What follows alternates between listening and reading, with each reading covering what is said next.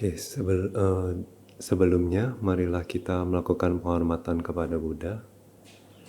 Namo tassa bhagavato arahato samma sambuddhassa.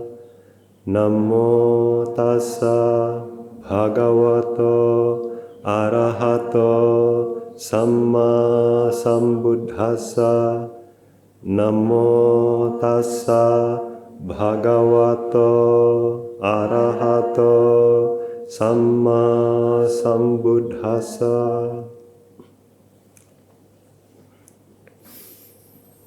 Hari ini tanggal 26 Oktober 2025, hari Minggu, di Pusat Meditasi Villa Bumi Jawa, Tegal. Hari ini mau kasih owada. Owada itu kan masukan, himbauan, nasihat gitu ya. Biasanya sebelum ada kesalahan dikasih owada. Nah, jadi sifatnya prevention ya, supaya tidak terjadi gitu ya. Nah, mungkin latar belakang owada ini awalnya di request oleh murid Bante. Jadi murid Bante request bahwa ada siraman rohani. Ya, katanya supaya yogi semangat ya. Nah, ini juga ada beberapa yogi udah mau pulang. Nah, jadi sekalian juga kayak ada nasihat gitu ya. Jadi owada ini bersifat himbauan, nasihat, masukan, khususnya bagi mereka yang sedang berlatih, baik di rumah maupun di tempat meditasi. Dulu Bante enggak sering kasih owada, tapi ada kasih. Ya. Cuma ada pengalaman, enggak hanya sekali, beberapa kali, bahwa owada itu disalahartikan. Salah arti itu maksudnya yang tadinya sifatnya membangun untuk jadi sebagai alat introspeksi, tapi yang mendengar jadinya merasa, oh Bante ngomongin saya nih, siapa yang ngomong nih, dan lain sebagainya ya. Nah, ternyata setelah dikasih owada, yang harapannya adalah supaya makin semangat meditasinya, tidak malas, makin kondusif meditasinya, tapi malah jadi mereka pikiran 2-3 hari, kadang sampai seminggu. Itu jadi merasa panas, apakah diomongin atau ada yang mengkhianati, gitu ya. Makanya belakangan Bante jadi udah nggak usah kasih owada. Jadi malas kasih owada karena apakah Bante salah kasih owadanya ya? Tapi please keep in mind gitu ya. Coba diingat bahwa owada itu sifatnya membangun, masukan, nasihat, himbauan. Dan akhirnya kalau misalnya waktu kita mendengar owada, kita setiap hari patimokkha, dulu di Myanmar itu mendengar owada. Jadi habis patimokkha biasanya sayadaw akan memberi kita owada, siapapun itu. Nah, waktu kasih owada juga sifatnya general, umum. Ya. Artinya waktu kita dengar, oh kalau kualitas ini ada di saya, bagus. Artinya, oh bahwa guru pun juga ya, atau pemimpin wihara pun juga menghargai kualitas-kualitas ini yang mana ada di saya. Jadi kita juga happy. Nah, tapi kalau itu kayak sebuah sentilan, masukan, himbauan, nasihat ya, kita harusnya oh iya, berarti saya nggak boleh kayak gini, lain kali jangan begitu. Jadi owada itu sifatnya bukan spesifik ya, nggak spesifik ke individu, tapi kita harus pada saat mendengar owada itu lalu bercermin gitu. Saya gini nggak? Kalau nggak gini, happy. Kalau gini berarti ada sesuatu yang harus dievaluasi dan diperbaiki. Ya. Nah, jadi jangan ya, jangan maksudnya awada yang tadinya niatnya adalah baik, jadi disalahpahami sehingga malah memicu keributan. Ya. Di dalam juga di luar. Ya. Dan akhirnya berimbas ke apa? Guru jadi malas kasih awada. Ya. Nah, padahal awada itu sifatnya membangun, menyemangati. Nah, awada kali ini Bante pingin mengangkat topik. Ya. Sebetulnya yang setiap hari kita chanting, khususnya habis chanting pagi, kan kita tutup dengan Pabajita Abhinaya Sutta. Ya. Nah, sebelum perenungan 4 kebutuhannya. Nah, Pabajita Abhinaya Sutta ini sangat bagus. Sutta yang sangat bagus untuk praktisi, nggak hanya untuk pabajita ya. Pabajita mengacu kepada orang-orang yang ditahbis. Tapi mengacu juga kepada yogi. Karena yogi udah kayak praktisi, pertapa. Ya. Nah, khususnya Bante nggak bisa bahas 1-10 karena waktunya nggak cukup ya. Nah, tapi Bante sebetulnya sudah pernah bahas di Medan. Nah, nanti kalau ada kesempatan kita coba bahas ya di sini juga. Jadi bisa didokumentasi dengan baik ya. Nah, khususnya Bante mau menjelaskan yang ketiga. Ya. Anyome akapo karanioti. Ya. Terus juga yang ada kaitannya. Ini utamanya mau bahas yang nomor 3. Ada kaitannya dengan yang nomor 2 yaitu Parapati Badhame Jiwikati.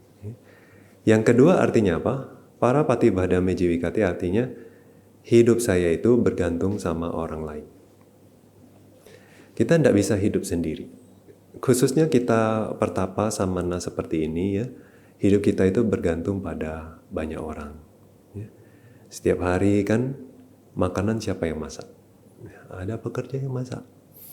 Terus kalau tidak ada donatur, apakah bisa sebuah pusat meditasi bisa berjalan secara rutin, memasok kita dengan fasilitas, dengan makanan, ya kan? Nggak bisa. Jadi hidup kita itu bergantung pada orang lain, donatur. Kedermawanan banyak orang juga kadang-kadang volunteer. Mereka datang bantu, meluangkan waktu mereka. Jadi adalah sebuah pengorbanan. Termasuk guru, termasuk sangga. Ya kan? Nah, guru berkorban loh ya. Jadi guru ini bukan kerja di sini. Tidak dibayar ya. Jadi guru itu meluangkan waktu dan energinya. Untuk siapa? Kita. Nah, kalau kalian pernah dengar ya penjelasan Bante yang entah di mana itu, di TikTok apa Instagram nggak tahu. Ya, Bante menjelaskan tentang apa sih salah satu yang membuat Bante mau datang balik ke Indonesia mengajar. Jadi pembimbing di sini. Nah, itu kan salah satunya apa? Karena gratitude. Rasa terima kasih ya. Waktu Bante berlatih dulu, Bante merenung, saya nggak mungkin bisa melatih apa yang saya latih, mempelajari apa yang saya bisa pelajari, itu kalau nggak di backup. Ya. Sama banyak bante-bante yang melakukan duty-nya masing-masing, tugasnya keseharian masing-masing. Dan juga Bante lihat banyak kapia, ya, banyak volunteer, relawan. Itu kalau nggak ada relawan sebanyak itu ya, berapa biaya operasional di PAOK untuk mengakomodasi 1.000 orang. Nah, jadi itu banyak orang berkorban. Ya di satu sisi kita bisa dengan egois bilang bahwa ya mereka kan cari kusala. Nah, mereka cari kusala, kita juga cari kusala. Oleh sebab itu mereka mau berderma, ya, mau meluangkan waktu, mengorbankan diri mereka. Tapi kadang-kadang kita bisa merenung, saya bisa ndak menjadi orang yang bisa memberikan manfaat kusala yang besar bagi mereka. Ya. Jadi mereka itu tentunya meluangkan semua-muanya, ya, materi dan mental mereka, itu kan mengharapkan kusala yang besar. Semakin besar, semakin baik. Itu yang mereka harapkan. Tapi dari diri kita punya nggak kualitas itu yang bisa memberikan kusala yang besar kepada mereka? Ya. Kadang-kadang kalian berpikir, oh kan ada Sayadaw. Tapi mereka nggak hanya melayani Sayadaw, mereka juga melayani satu center. Nah, jadi hidup kita itu khususnya sebagai seorang samana itu bergantung pada orang lain. Bahkan bergantung ke sesama meditator. Bayangin kalau nggak ada jadwal piket, ya kan? Nah, tempatnya kotor-kotor gitu, ya. Untuk jangka panjang nggak baik, ya, meditasi kita. Terus kalau teman-teman nggak sama-sama menjalankan peraturan yang sudah ditetapkan di tempat-tempat meditasi, ngobrol gitu, cari keributan, kita terganggu nggak? Nah, waktunya kita mau istirahat, kita nggak bisa istirahat. Jadi kalau nggak bisa istirahat, berimbas nggak ke meditasinya? Berimbas, ya. Nah, jadi sama-sama toleransi seperti itu kan dibutuhkan. Nah, akhirnya kita juga mengharapkan bahwa orang bisa, ya, berkontribusi atas keberhasilan meditasi kita, ya kan? Nah, jadi hidup kita itu kan bergantung pada orang lain. Nah, jadi semua itu akhirnya kalau kita berhasil dalam meditasi, ya, itu tidak hanya usaha kita sendiri, ya, tapi banyak usaha orang. Nah, makanya betul-betul ya kalau kita percaya karma, waktu kita berhasil, ya, kita tidak perlu sombong. Ya. Ini karma kita yang sangat mendukung sehingga semua penyebab itu datang dan akhirnya mengkondisikan sebuah pencapaian. Nah, jadi itu adalah sebabnya banyak, ya, banyak sebab. Tidak hanya dari diri kita sendiri, ya tentu kita harus berusaha. Ya. Jadi itu satu faktor. Nah, tapi mau jelasin apa sebetulnya yang ketiga? Yang ketiga apa? Anyome akapo karanioti. Anyome akapo karanioti artinya bahwa kita sebagai seorang pertapa harusnya bersikap berbeda. Berbeda dari yang dulu sebelum jadi pertapa. Nah, ini yang Bhante kadang-kadang sebut sebagai apa? Samana mode. Kalau kita punya handphone, kadang-kadang kita bisa ada airplane mode, ya kan? Mode pesawat. Nah, ini mode samana, mode pertapa. Nah, tidak bisa sama. Ya, waktu kita di rumah, waktu kalian sebagai perumah tangga, ya,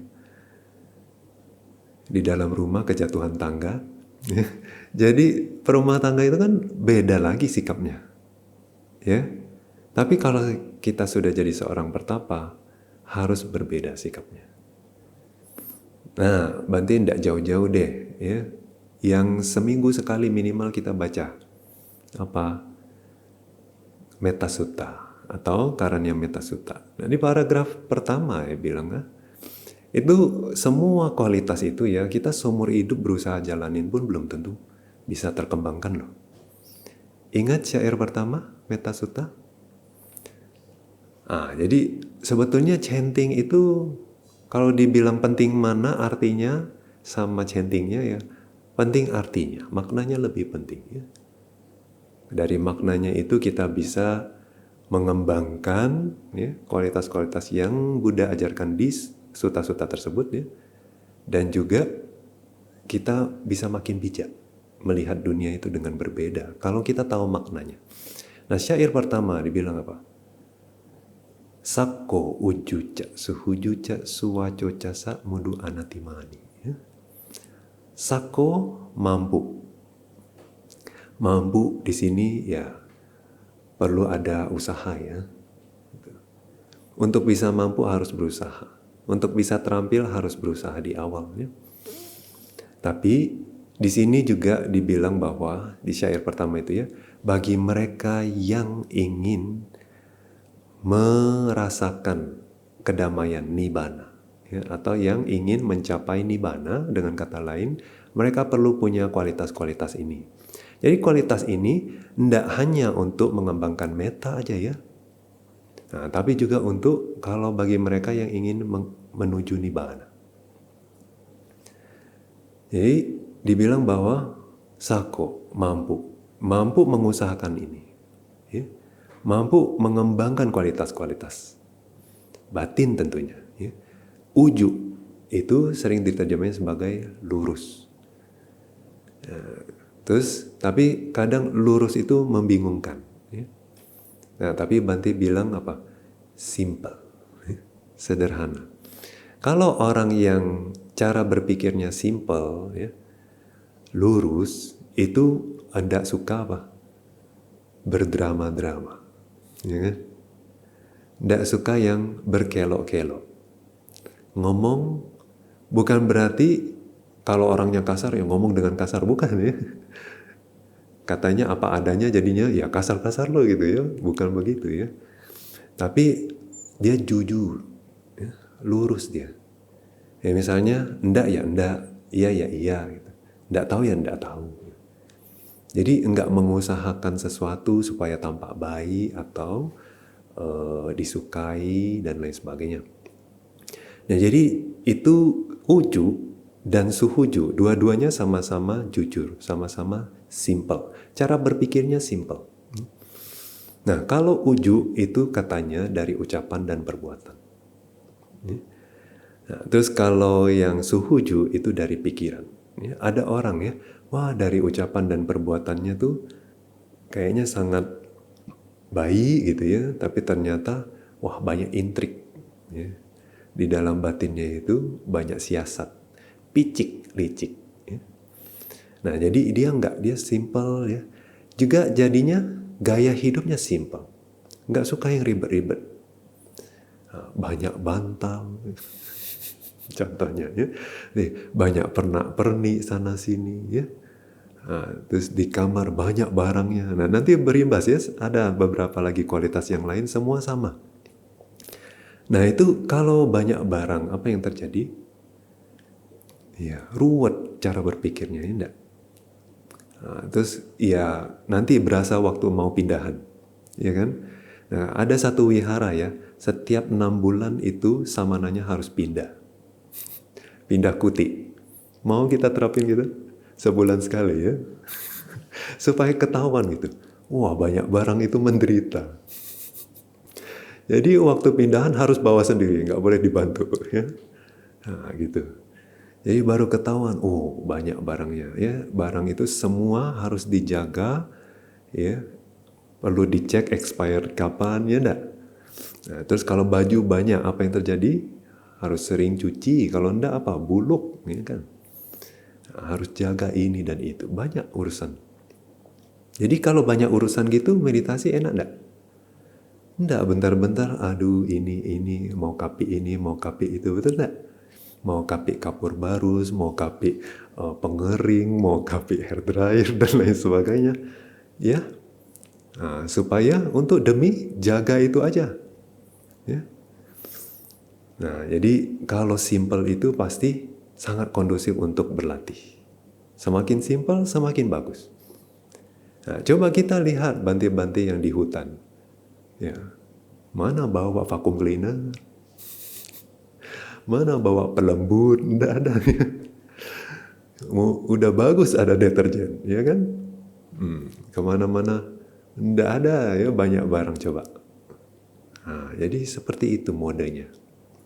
Nah itu baru pertapa. Jadi jujur atau simple dan sangat simple. Bahkan di batin pun juga simple dia. Cara berpikirnya simple gitu. Jadi kadang-kadang guru ngomong apa? Simple aja sih. Guru pun juga berusaha menggunakan kata-kata yang simple supaya mudah dipahami. Jangan disalahpahami. Guru ngomong A, dia B, C, D, E, F, Z. Jadi salah paham. Nah, begitu juga sesama yogi. Kadang yogi ngomongnya A, Dia interpretasinya B, C, D, Z. Ya. Nah, jadi salah paham, clash, ya enggak? Negative thinking. Dan kalau negative thinking gitu, meditasi enak enggak? Aduh, panas ya, menderita. Nah, no good, nggak bagus. Nah, berikutnya apa? Banyak kualitasnya. Suwaco, ya. Mudah dinasehati. Nah, jadi manut gitu. Oke, Bante, misalnya aja ya, pakai ini vakum cleaner misalnya.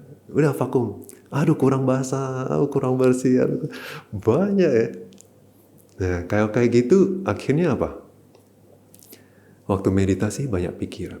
Gimana ini, gimana itu, ya. Nah, meditasi banyak pikiran.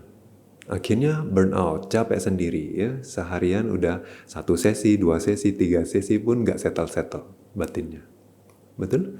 Nah, itu sebabnya kan samana mode itu diperlukan. Nah, terus akhirnya apa? Suwaco, jasa, mudu, lembut. Lembut ya. Jadi kalau orang lembut itu gimana? Kita lempar sesuatu ke barang yang lembut ya, ke bantal. Pecah nggak yang dilempar? Enggak. Ya. Terus dia juga kayak bep gitu ya. Dia nggak mantulin, dia nggak sifatnya merusak, dia nggak mantulin gitu ya. Kalau mantulin itu kan bahaya, nanti kena lagi ke yang mantulin kan. Nah, jadi sifatnya lembut tuh seperti itu. Jadi waktu kita lembut ya, apapun masuk, ya kan, nggak berimbas. Maksudnya enggak mental gitu. Jadi kalau diomongin cepat manut, patuh gitu, lembut. Bukan lalu kalian berpikir lalu itu terlalu kayak membudak gitu ya. Ya enggak juga lah. Ya. Kan kita ada kebijaksanaan bahwa ini nih bully apa for my own good ya, untuk kebaikan diri sendiri. Nah, coba selalu lihat, manfaatnya apa buat diri saya. Jangan langsung ada defense mechanism. Ya. Jadi ngerti Bante. Bante pun juga gitu ya. Siapapun di dunia ini, siapa yang suka ditegur? Siapa yang suka ditunjuk kesalahannya? Siapa yang suka dikritik? Iya kan? Nggak ada. Biasanya defense mechanism kita, kecuali mungkin sudah sangat murni batinnya ya. Biasanya apa? Langsung rigid. Langsung ada ya, kayak bikin benteng untuk diri sendiri. Langsung ada pembenaran. Betul nggak? Nah, tapi bagi mereka yang lembut ya, lembut terima. Ya, lembut. Terus baru dievaluasi. Benar nggak kata orang? Kalau nggak benar juga berarti nggak disimpan di dalam hati. Ya. Misalnya orang nuduh kita melakukan apa. Kalau nggak betul, bukan niat saya gitu. Nah, jadi juga nggak disimpan. Kalau kita lembut ya, itu cepat mengalir keluar lagi. Nggak disimpan. Batinnya lembut. Coba deh dirasa. Waktu kita nyimpen, apa rasanya? Sesek. Kayak ada yang stuck ya. Kayak ada yang nyangkut di situ. Terus makin lama apa? Ngeblok, panas. Itu baru secara fisik loh ya. Di batin ya makin gak karu-karuan, pikiran makin banyak. Pembenaran dan menyalahkan si ini dan si itu. Nah, tapi kalau kita lembut, enggak itu. Ya, batin itu kayak lepas, ringan gitu. Nah, itu lembut. Jadi kalau lembut juga berarti apa? Mudah memaafkan, ya enggak? Nah, jadi dari ucapan, dari perbuatan lembut, nggak ganggu orang, ya. Penuh pertimbangan, ya kan? Nah, gitu. Jadi penuh toleransi, mudah memaafkan. Nah, terus mudu, anatimani, nggak sombong. Nah, sama. Kalau kita lembut, otomatis kan? Rendah hati. Rendah hati. Jadi nggak perlu show off apa-apa. Meditator yang maju sama yang nggak maju, sama-sama meditator di mata Bante.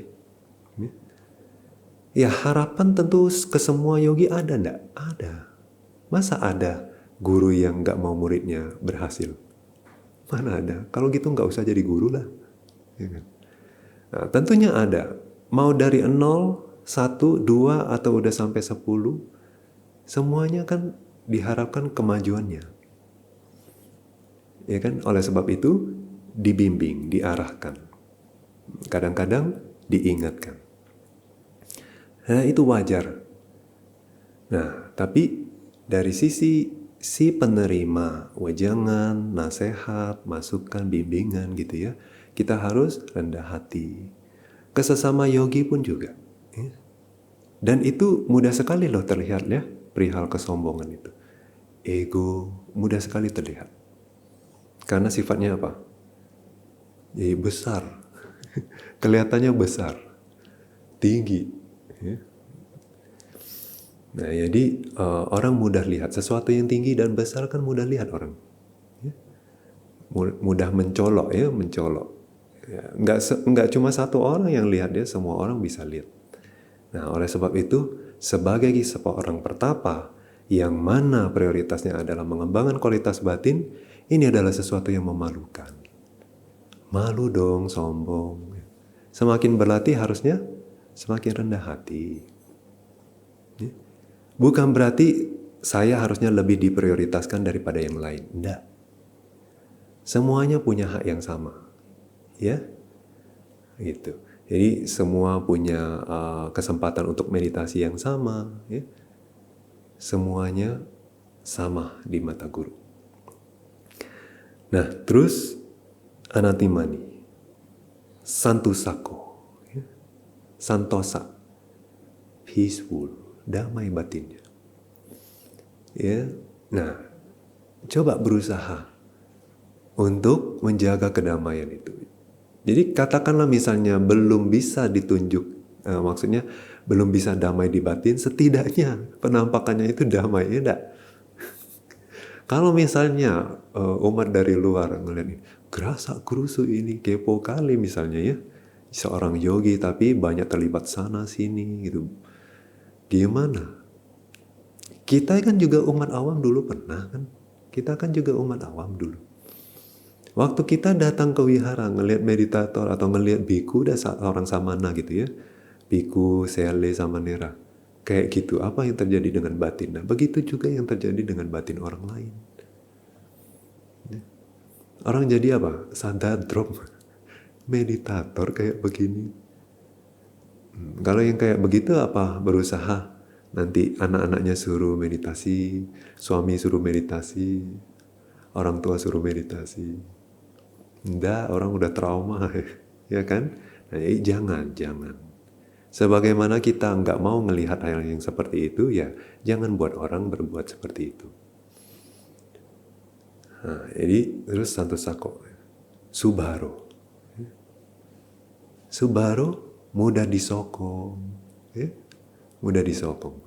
Kalau di rumah kalian mau makan enak, ya, terus high quality ya, kualitasnya tinggi ya, terus harus lengkap ya, ada main course, dessert, ya, appetizer, nah, terus tutup sama pak jus misalnya gitu. Ya enggak bisa lah pusat meditasi gitu ya. Nah, ya pekerja terbatas ya, terus dana harian juga terbatas dan lain sebagainya ya. Tapi Bante rasa ya tempat meditasi ini cukup, lebih dari cukup. Nah, Bante mau bandingin misalnya, bukannya kita cari jelek-jelek, bukannya. Tapi seperti bagaimana dulu Bante masih kecil ya, anak-anak atau udah mulai dewasa gitu, kita sering dengar cerita nenek kita, orang tua kita, bagaimana mereka melalui perang. Bagaimana mereka dari nol membangun usaha di Indonesia. Ya. Wah, waktu kita dengar gitu ya, itu jadi perenungan loh. Setiap kali kita berusaha, apalah ini, gitu. Bahwa sebetulnya tidak ada apa-apanya dibandingin zaman mereka dulu. Ya kan, paling yang kita yang bikin tidak nyaman itu apa sih sekarang? Batin ya. Setidaknya fisiknya udah nyaman. Dibandingin mereka dulu, wah, Batin tidak nyaman karena takut perang. Fisik juga tidak nyaman, tidak punya apa-apa. Baju pun tidak sempat ngambil. Lari sampai ke Indonesia. Nggak ada yang kenal orang. Boro-boro bawa visa. Nggak ada. Nah, waktu kita ngerenung kayak gitu, oh, perjuangan kita belum ada apa-apanya. Nah, begitu juga Bante ingin sharing. Kayak perjuangan guru Bante, Sayadaw Rewata. Beliau bilang, kadang-kadang di momen kita itu banyak ngeluh tuh kan, waktu meditasi. Kita ngeluh makanan, kita ngeluh cuaca, ya enggak? Kita ngeluh tempat tinggal. Beliau cerita, zaman saya dulu. Nah, gitu ya ceritanya. Zaman beliau dulu, waktu itu, kalau kalian tahu di Molemin, ya Paok Molemin, di main center ya, Sima itu gede banget ya. Mungkin 30 kali 60 meter kayak gitu. Nah, 2 tingkat. Itu siapa yang bangun? Biku. Ya ada sih pekerja yang bangun, tapi yang itu kalau kalian hitung anak tangga pun dari bawah ya 400 mau ke atas bukit itu. Di atas belum ada air. Boro-boro di sini cuma 10 meter paling, ya kan, air kan. Nah, itu belum ada air. 400 anak tangga naik ke atas. Dulu belum anak tangga pula, ya belum ada anak tangganya dulu. Nah, manjat itu. Di atas belum ada air, terus semen batu dari mana? Dari bawah angkat. Jadi kalau kita memperkerjakan hanya pekerja bangunannya, mau bayar berapa? Tidak ada biaya sebesar itu. Akhirnya semua yogi yang naik meditasi ke atas, mau lewat tangga harus kasih 1 ember, minimal 1 ember. Apakah itu pasir, air, batu kerikil, koral, bawa ke atas. Nah, dengan demikian sehari kita naik 4 kali gitu ya. Nah, naik turun. Jadi nggak boleh tangan kosong.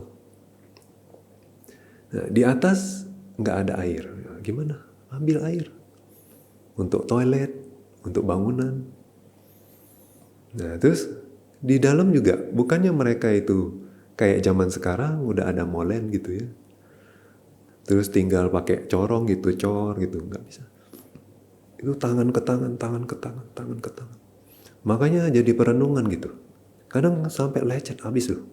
Bante sempat pernah ya ikut bangun cetia gitu. Lecet loh. Meskipun kita udah pakai sarung tangan yang double ya, kain dan plastik.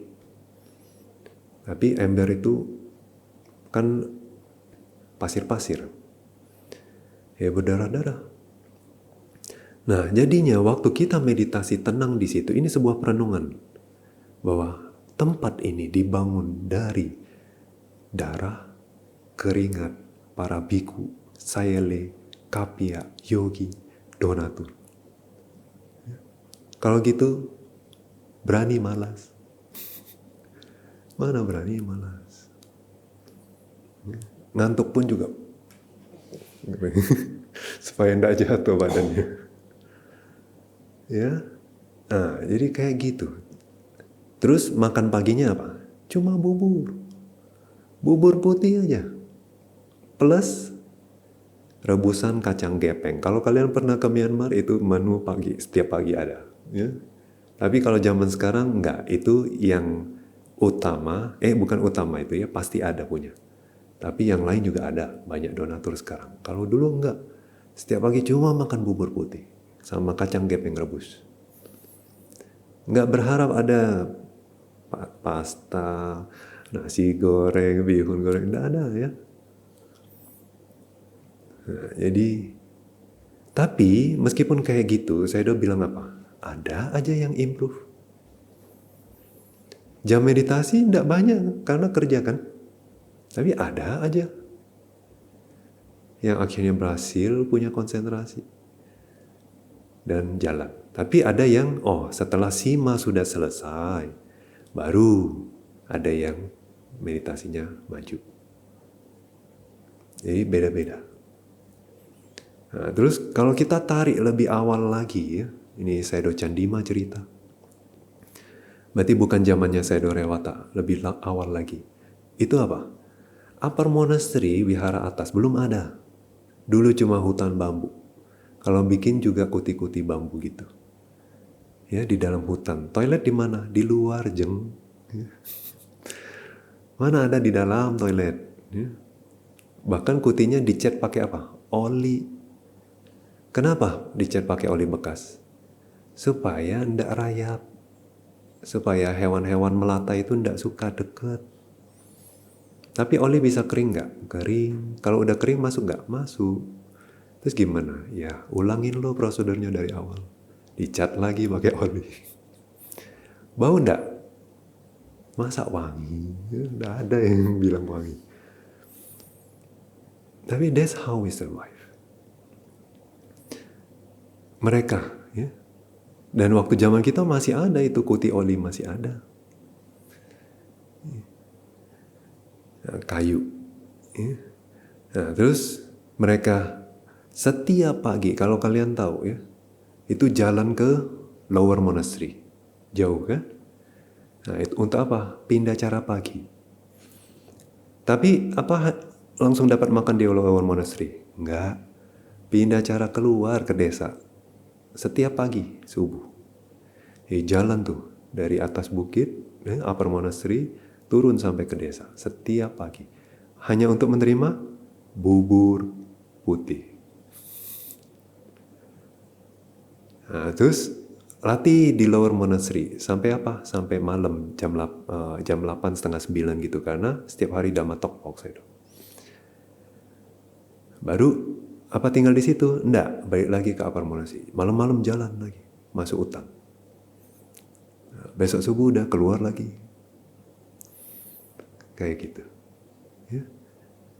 Meskipun kayak gitu, makanan juga untuk siang ya, pindah cara juga. Belum masak di dalam wihara. Kalian bayangin bagaimana waktu banyak habis. Belum bebersih wihara loh. Ya kan? Belum mandi. Boro-boro ada mesin cuci. Ya kan? Emangnya ada tempat jemuran? Emangnya di Molemin itu di pinggir pantai loh ya? Jadinya iklimnya apa? Iklim pantai. Jadi hujan nih, hujan. Sering nggak? Sering. Lari nggak? Kalau mau angkat jemuran? Lari. Lari juga kita ya, sama aja. Nah, jadi itu. Tapi meskipun keadaan kondisi kayak gitu, tetap aja ada yang meditasi maju. Nah, pas musim panas, katanya 40 derajat lebih. Kita personally nggak pernah cek berapa derajat. Panas. Ya. Minum salah nggak minum salah, perut ini sampai kembung, gesi. Jadi keringat keluar terus, lengket. Boro-boro ada AC. Ya, meditasi pun telanjang dada. Karena itu ngalir terus. Air kering. Nggak ada sumur. Mandi 4 hari sekali. Pakai air apa? Air minum. Cuma 2 botol untuk 1 kali mandi. 4 hari sekali. Ya. Nah, meskipun sesulit kayak gitu ya, itu salah, serba salah maksudnya. Makan keringat, jalan keringat, tidur keringat. Jadi anyway, ya gitulah ngelewatin hari demi hari. Ada aja yang meditasinya maju. Nah, waktu kita ngerenungin gitu, terus kita balik lagi ke sini. Wow, iya kan? Nggak ada apa-apanya. Ya. Nah, ini Samana Mode. Ya. Samana Mode episode pertama. Ya, nanti kita akan lanjutkan ke episode kedua. Setiap kali ada kesempatannya, kita nanti kasih awada secara berkala. Nah, semoga jadi penyemangat dalam meditasi. Ya. Kita tutup dengan pelimpahan jasa. Idang me punyam asawa kaya waham hotu. Idam me punyam nibbana sapacayo hotu. Mama punya bhagam sabba satanam bhajemi. te sabbe me samam punya bhagam labhantu. Sadhu, sadhu, sadhu. Sukhi hotu nibbana sapajivotu.